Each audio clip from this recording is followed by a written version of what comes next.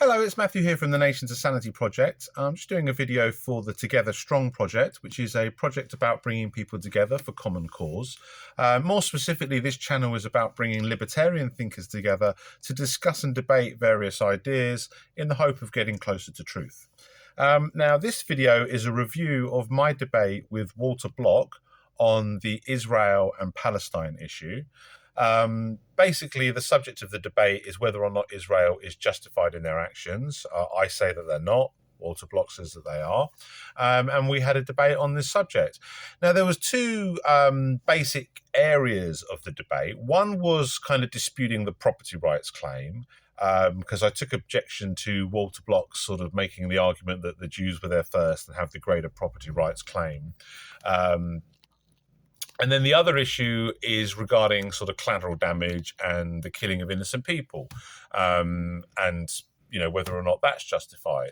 Now, to properly steelman Walter's argument, he did clarify after I kind of said that killing innocent people is never justified, and he did agree with that point, that it's not that killing people is justified or that it's a good thing, but rather the culpability of the crime of killing innocent people is with Hamas and not Israel. That is basically Walter's position. So just to kind of steelman his position, he's not saying that it's okay to kill innocent people, but he's saying that the blame for the innocent people that Israel has killed is with Hamas. And the analogy he gave was to give an example of someone coming at you with a knife or a gun, or someone coming at you in a way that's threatening your life immediately. And the only way that you can save yourself is to shoot them, but they are wearing basically innocent people around them. They're wearing like a human shield where there's no way to kill them without also killing, or at least risk killing, innocent people. And he's saying that in that situation, it's obviously still not right to kill the innocent person, but it wouldn't be your fault. The criminal responsibility, even if you killed that innocent person in an attempt to save your life from someone who's directly threatening you, he's basically saying that the criminal culpability is 100% with the person who's attacking you, who's using the innocent people as a human shield, and is basically kind of forcing you to kill the innocent people just to save your own life and to kill them, to stop them from killing you. Now, I didn't give Walter too much pushback on this particular issue. I did initially say that 99% of the blame would be with the person trying to kill you, and then Walter quibbled at that and said, "Well, no, 100% does." And I conceded that. I said, "Okay, well, let's say 100% does." So I'm quite happy to accept Walter's standard on that. But where I disagreed was his assertion that this is a good analogy for the Israel situation, because I think if we actually looked at pretty much every instance of Israel killing innocent people, it doesn't meet that standard of that analogy, of that imminent threat, the no other choice, the fact that you're basically going to be killed unless you kill this person, which would also kill innocent people. I don't think that analogy fits the reality. And I did make that point in my arguments with Walter. One area where I think I kind of let my side of the argument down a little bit, I think I probably should have prepared for this debate a little bit better with regards to sort of researching a lot of the facts of the matter, because the fact of the matter is me and Walter weren't in disagreement over the standard that Israel should be held to, but the disagreement was whether or not they're meeting that standard. So me and Walter both agreed that in that scenario, if the threat to you is that imminent and you have no choice but to kill this person to prevent yourself from being killed by them, and you have no way of doing that without killing an innocent person as well, then I'm quite happy to accept Walter's standard that the criminal culpability for the loss of that innocent person's life falls fully on the person who's using them as a human shield and forcing you to essentially either kill that innocent person and them, or die yourself. So one kind of area of commonality that was, I think, illuminated in the debate with me and Walter is this kind of agreement over this kind of standard. But where we disagreed was whether or not this actually applies as an analogy for what Israel are doing. And unfortunately, I didn't have a whole load of specific examples where I could kind of give him, facts of the matter and say, okay, well, in this instance, this is clearly not the case. So I think that's an issue. But one of the things that I thought was positive about that issue is, if we lived in a libertarian world where Israel would be made to answer for their crimes in, say, a libertarian court, and let's say Walter was the defense lawyer for Israel and I was the prosecuting lawyer, accusing Israel of crimes, the fact of the matter is me and Walter will both agree to the standard that would have to be applied, that Israel would have to meet.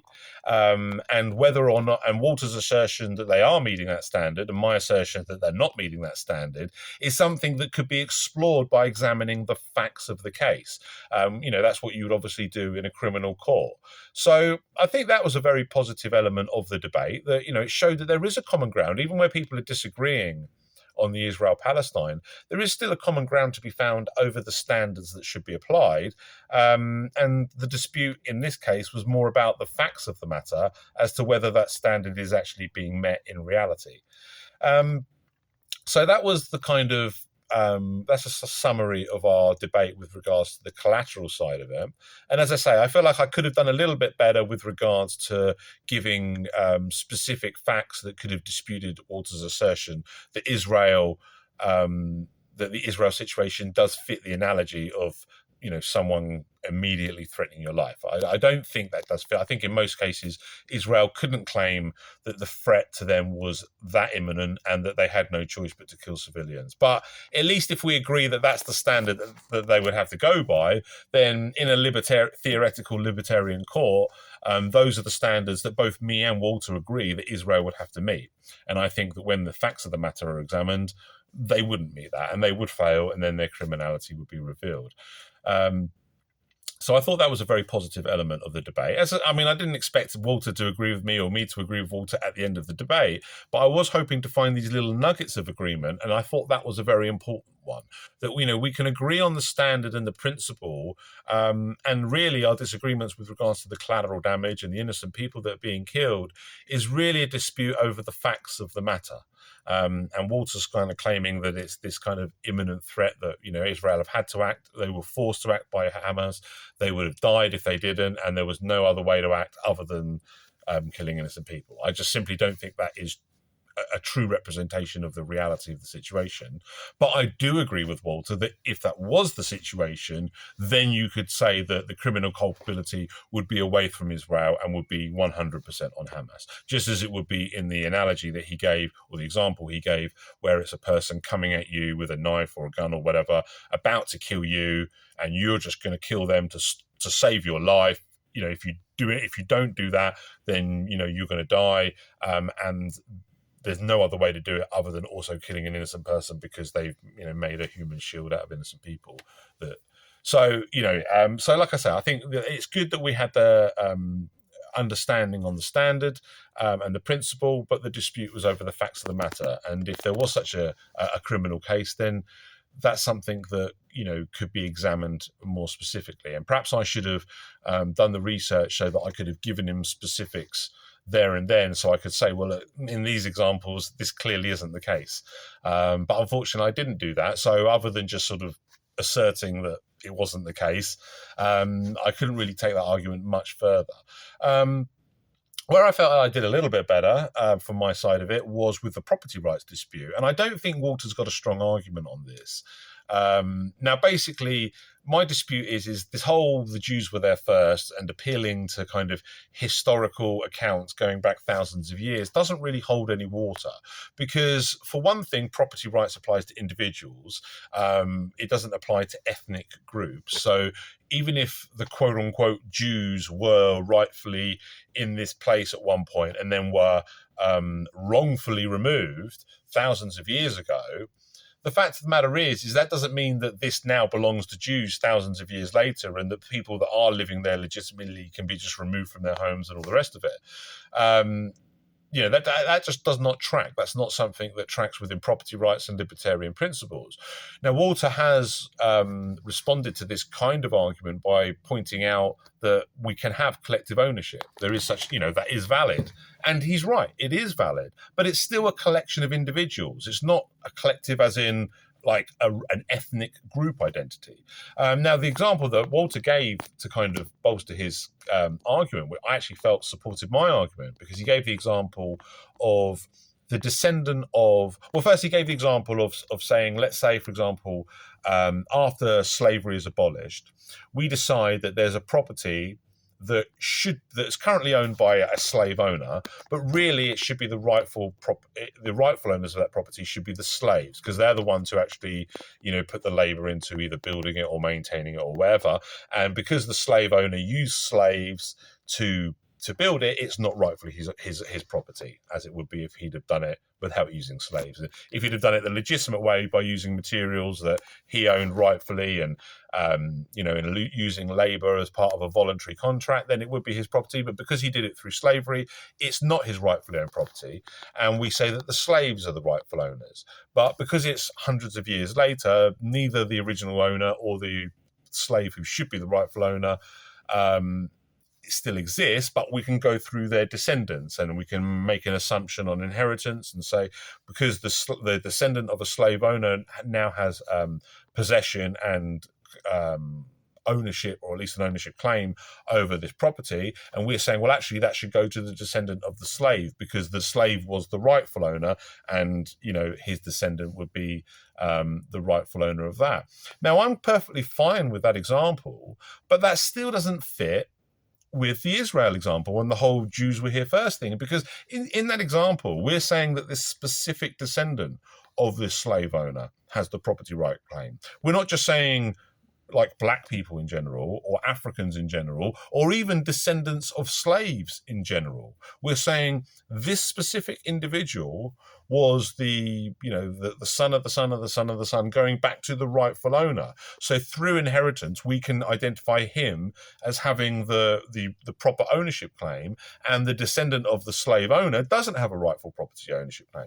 That's all well and good, because we're still dealing with individuals. And even if you have kind of collective ownership, say it was like a collection of slaves, they all had like joint ownership, that's fine as well. I mean, collective ownership is valid in the sense that a group of people can own things, but it's still that specific group of individuals. It's not like if 50 Jews buy a property, then those 50 specific people who are Jewish own that property. That doesn't mean Jews in general own that property.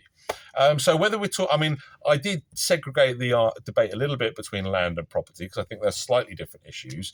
Land that's unused isn't really anyone's rightfully owned property, whereas actual property like buildings and temples and stuff, things like that, mosques and what have you, then they are obviously property, and a property owner is a bit more of a reasonable thing to identify. Whereas when you've just got virgin land that hasn't been used for however many years or generations, then I don't really think anyone has ownership claim over that. But in either case, the point of the matter is when we say that this belongs to the Jews, that doesn't really hold any water under libertarian property rights, because a group of people can own something, but it's still those individual peoples. It's not everybody that shares that ethnic origin, or everybody who shares their religion, or whatever else. So I don't think Walter has a very strong argument on the property rights claim. And I think even his own example of the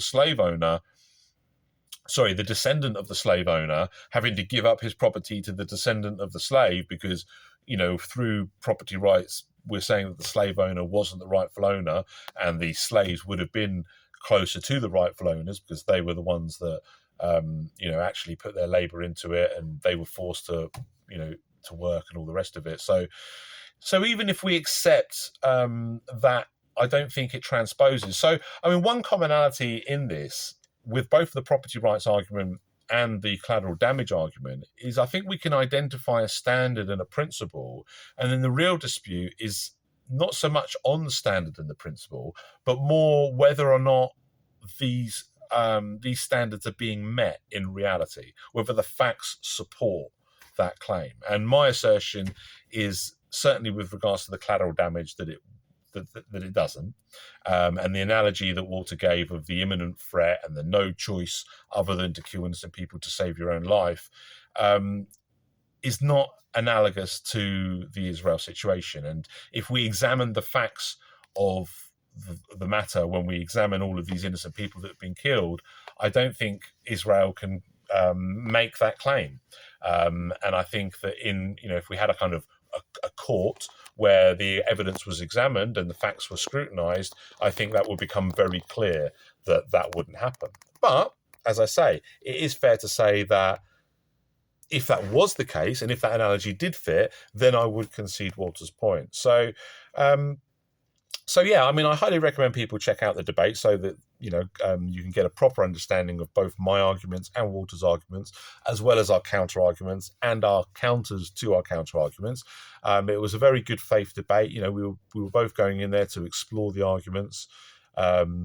There's a great deal of mutual respect between me and Walter. And one other final thing I would say on this matter is I know that there's been a lot of controversy surrounding Walter's comments on Israel. And although I do agree with the criticisms of his arguments, because I hold similar criticisms myself, I don't agree with the way a lot of people have treated Walter over this, with a lot of personal attacks, ad homs, attempts to cancel him and kind of shun him from libertarian conversations.